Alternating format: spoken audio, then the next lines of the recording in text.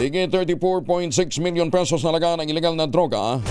Nakumpiska naman sa 26 na drug personalities mula sa Cordillera.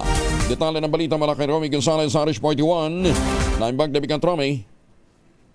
Tagumpay na nasamsam ng Cordillera PNP nga higit sa 34.6 na milyong piso ang halaga ng ilegal na droga at naaresto ang 26 na drug personalities sa isang buwang pinaigting na anti-illegal drug operation sa Cordillera nitong nakalipas na buwan ng Hunyo. Batay sa report ng Regional Operations sa Division, naglunsad ang Cordillera PNP ng 59 na operasyon na kinabibilangan ng 34 na marijuana eradication operations, 15 nga bypass operations at 4 na implementasyon ng search warrants, 3 service of warrant of arrest at 3 police responses.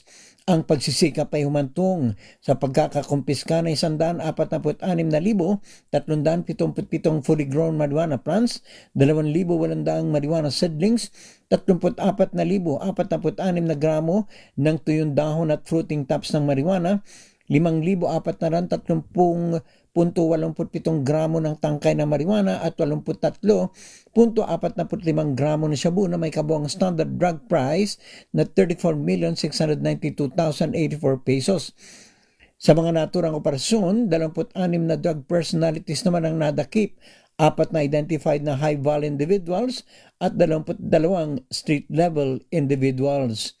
Ito si Aris 41 Romy Gonzalez para sa DZRH. Una sa Pilipinas, una sa Pilipinas. Maraming salamat Romy Jose Aguina.